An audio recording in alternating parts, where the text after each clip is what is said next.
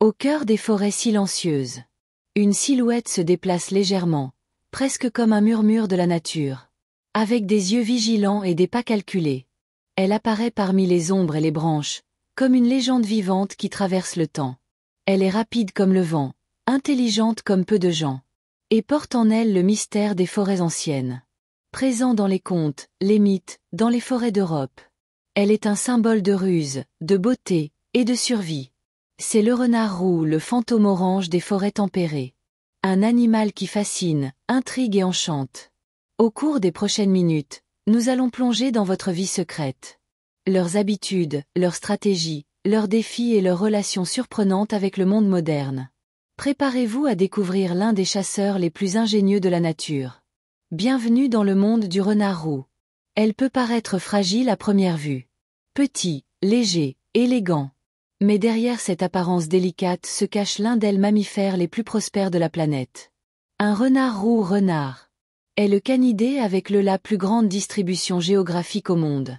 Il est présent dans les forêts d'Europe, dans les steppes d'Asie, dans les toundras gelées du Nord et même dans les banlieues animées des grandes villes. Adaptable et polyvalente, elle a appris à survivre là où d'autres ont échoué. De la chaleur torride des déserts aux hivers glaciaux. De la solitude des montagnes aux chaos urbains. Le renard roux continue de trouver son espace. Son apparence est indubitable. Robe rouge orangée, poitrine et ventre blanchâtre. Oreilles pointues et une longue queue touffue. Appelée une « brosse », qu'elle utilise comme couverture dans le froid. Et comme outil d'équilibre pendant la chasse. En moyenne, il pèse 4 à 8 kilos, avec environ 90 à 110 cm de long, considérant la queue. Peut vivre jusqu'à 14 ans de captivité, mais dans la nature, la moyenne n'est que 3 à 4 ans. En raison des prédateurs, des maladies et des risques de la nature. Mais qu'est-ce qui rend cette créature si extraordinaire? Qu'est-ce qui le fait prospérer là où d'autres animaux disparaissent? La réponse est dans votre intelligence, comportement stratégique et incroyable capacité d'adaptation. Plongeons maintenant dans les capacités uniques qui font du renard roux un vrai maître de la survie. Pour survivre dans un monde en constante évolution, il faut s'adapter. Et dans cela, le renard roux est un expert. Chaque détail de votre corps, chaque instinct, chaque habitude, est le résultat de millions d'années d'évolution façonnant un prédateur furtif mais mortel. La première arme du renard est la vautrée ouïe ultra fine. Elle peut entendre le battement d'ailes d'un oiseau caché dans les buissons, ou le doux bruissement d'une souris sous une couche de neige. Les scientifiques ont découvert que le renard peut même utiliser le champ magnétique terrestre pour aligner leur seau de chasse. Lorsqu'elle se positionne et bondit, généralement en direction du nord-est, le taux de réussite augmente considérablement. C'est comme si vous aviez un GPS biologique intégré, une boussole vivante qui indique le moment exact où attaquer. Et sauter est un art en soi. Le renard saute en arc de cercle, avec une précision chirurgicale, plongeant dans le sol comme un projectile naturel. Sa légèreté est également un atout. Elle peut courir jusqu'à 50 km/h, se déplacer dans un silence absolu, et franchir les obstacles avec une agilité surprenante. Tompat rembourrez-vous permet de marcher sur la neige, sans s'enfoncer trop profondément, une adaptation typique des animaux dans les climats froids. De plus, leur pelage change avec les saisons. En hiver, il devient plus épais, plus dense et plus léger. En été, plus court et plus léger. Et quiconque pense que le renard dépend uniquement de la force physique se trompe. La plus grande arme du renard est son intelligence. Elle est capable de résoudre des problèmes, de mémoriser l'emplacement des aliments enterrés, et même adapter les stratégies de chasse en fonction du type de proie ou de l'environnement. Une véritable combinaison de ruse et d'efficacité. Le renard utilise sa queue pour se balancer comme un chat. Lorsqu'elle chasse, elle gèle tout son corps pour mieux entendre. C'est l'un des seuls animaux connus à utiliser la terre comme outil de chasse. Dans la nature, la survie n'est pas seulement une question de force. C'est une question de flexibilité. Et quand il s'agit de nourriture, Renard Roux montre pourquoi elle est une véritable maîtresse de l'adaptation. Contrairement aux prédateurs spécialisés, il ne dépend pas d'une seule source de nourriture. Elle mange tout ce qui lui tombe sous la main, et c'est là le secret de sa réussite. Dans les milieux sauvages, leur régime alimentaire est principalement carnivore. Les petits mammifères tels que les souris, les lapins et les écureuils constituent leur plat principal. Mais il se nourrit également d'oiseaux, d'amphibiens, d'insectes et même de poissons, si l'occasion se présente.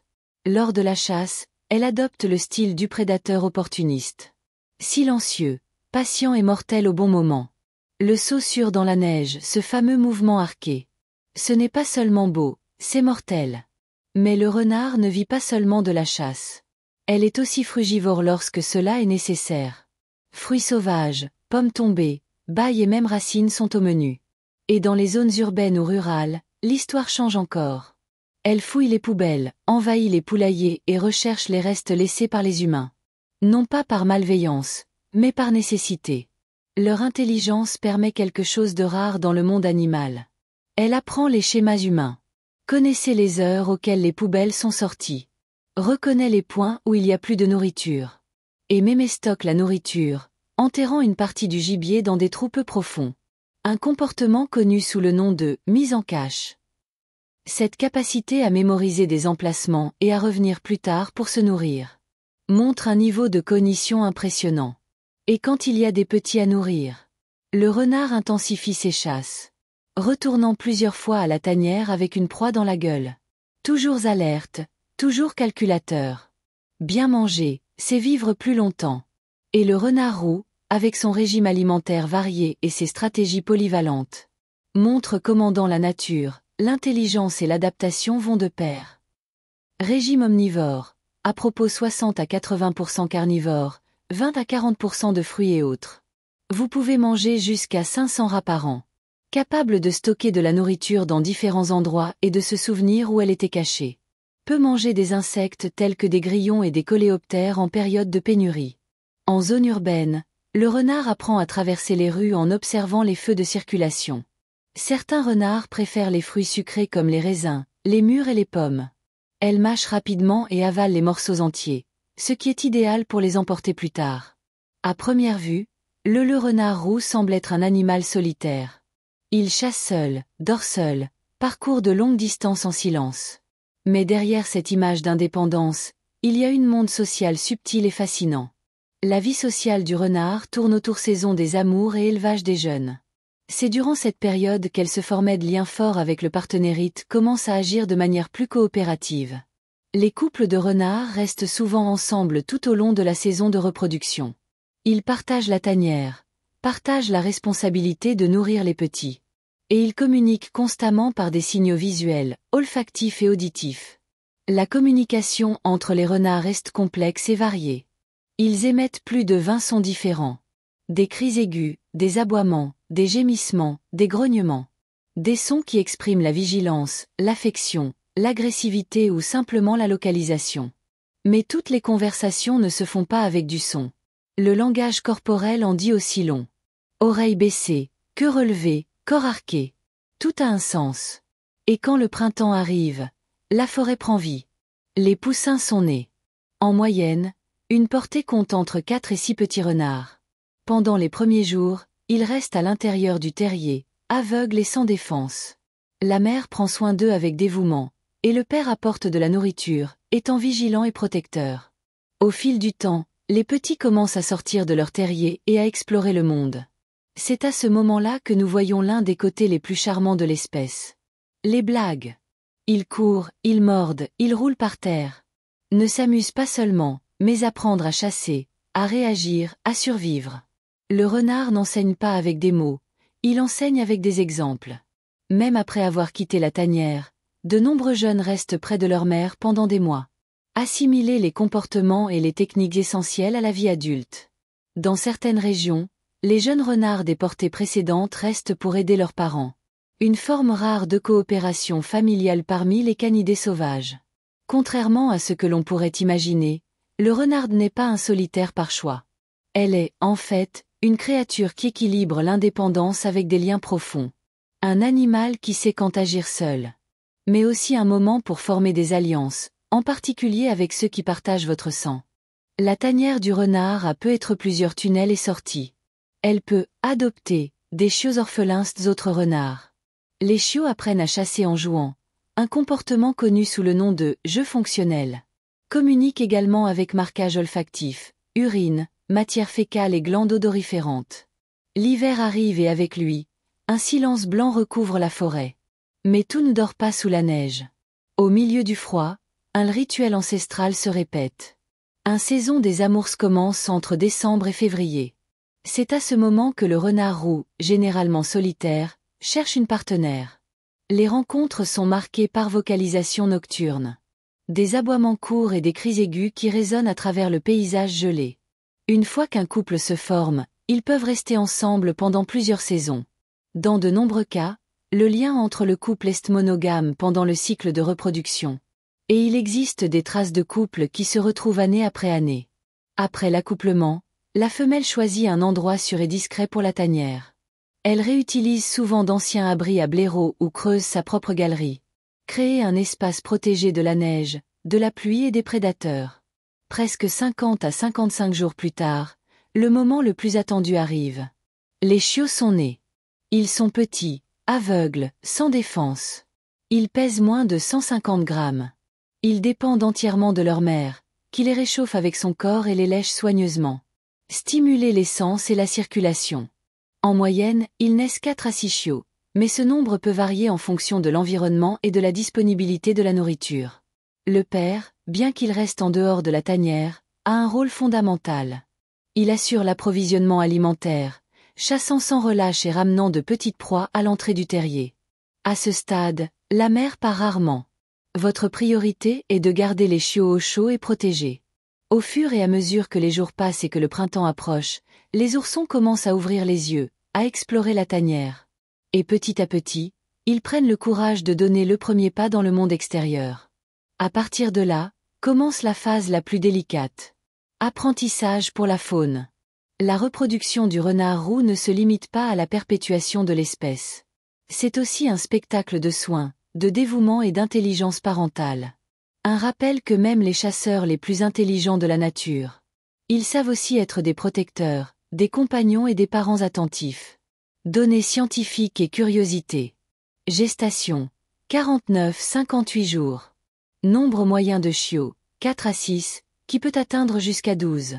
Les chiots ouvrent les yeux vers 10 à 14 jours.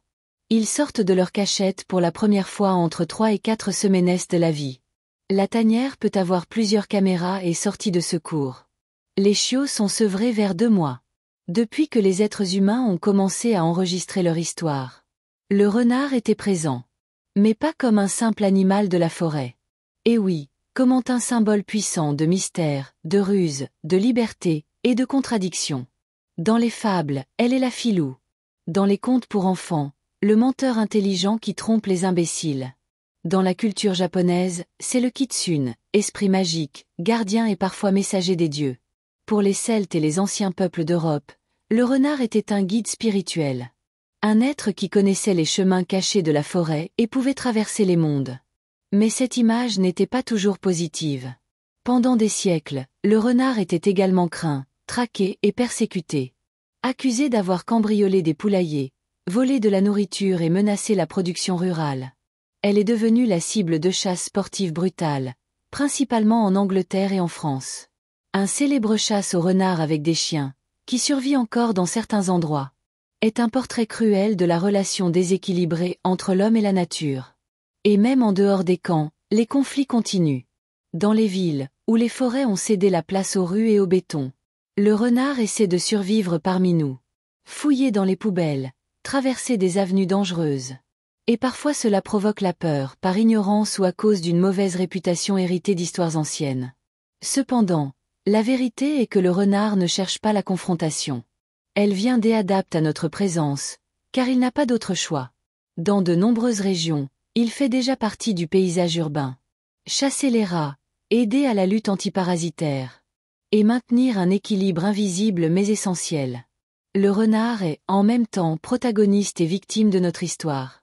Il représente ce que l'humanité admire, mais craint aussi. La liberté indomptable, l'intelligence silencieuse, la nature qui insiste pour survivre. Peut-être qu'en regardant dans les yeux d'un renard, nous voyons un miroir de notre propre relation avec le monde sauvage. Et la question qui demeure est: sommes-nous prêts à coexister ou simplement à contrôler? À Londres, il y a plus de 10 000 renards urbains vivre en harmonie avec les résidents. Au Japon, le renard, kitsune, est vénéré comme un symbole de protection et de fertilité. Dans certaines cultures autochtones d'Amérique du Nord, il est associé à la sagesse et à la transformation. La chasse sportive au renard était interdite au Royaume-Uni en 2004, mais cela se produit toujours illégalement. Le renard roux est une vraie histoire de réussite évolutive. Elle ne survit pas seulement. Elle fleure, même sur une planète où tant d'espèces disparaissent. Aujourd'hui, le renard roux est classé comme « pas très inquiétant » sur la liste rouge de l'UICN. Sa population est nombreuse, adaptable et, dans de nombreux endroits, stable.